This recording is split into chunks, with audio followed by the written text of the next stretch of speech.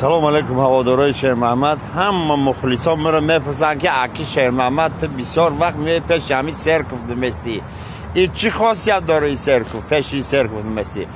برادرها ما شما رو میفهمونم که دشمنا بسیار شده ملاهای خمان خیلی دیگه نمیشه کلدوت کرده یکی یاقتی هم پاپ راوید کنه навор сохта шудагии бо дастгирии сайти 1xbet дар инҷа коэффициентҳои зиёд ва бонусҳои гуногуна меёбем ки силкаш дар комментария. ҳамчунин агар бо промокоди ёвонӣ шумо регистратсия кунед барои пардохти аввалинтон 6500 рубл бонус медиҳанд. я салому я алек хонумаҳо ва ҷанобо як қисси май деганак ба хотири шумо фикр мекунам ки қисси шумо ду писанд мебияд. مرحبا برادرها همیشه خنده در لب باشید. قصه در باره باوی میرزا در پنسیا میره 5 سال 6 سال به خانه دخواه میره بیزار میشه آستا آستا میره کارکوی میای در یه فرمه تک میکنه مدیر همون درو مدیر فرمه میره سلام علیکم مصطفی چی که پای سهر روز تک داری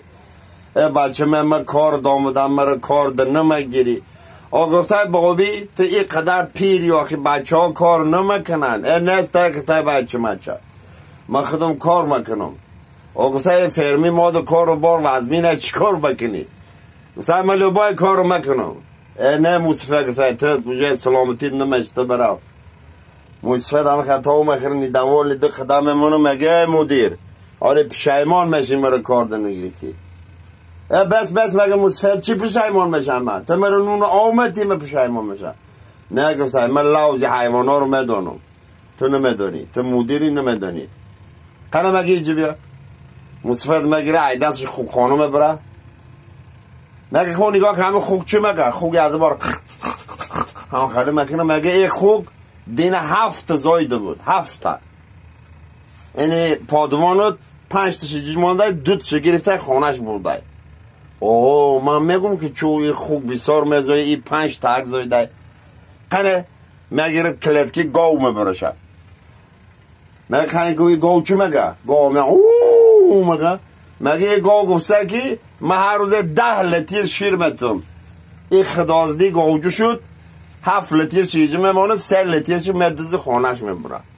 بسیار گفته براتن ای پگه مصطفی تو کارگری من ایاقتی گاو مزنم رفتم خانه مصطفی میگیره خونش میبره مگه چیکار میکنه مگه میره یه پیاله چای میخوره تا دو آیلیک پایلیک نزنچات میکنه مای پگه کار ده خراشو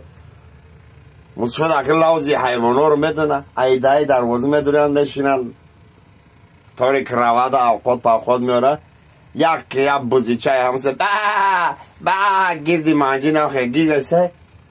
این مصطفی در خیلی یه نگاه میکنه سنی مدیر نگاه میکنه مدیر میگه بابی ایده باور نکه یه بزد باور نکه یه بار سکس که دیگه می تا در حالتی مسکی سربران باشه لایک فرام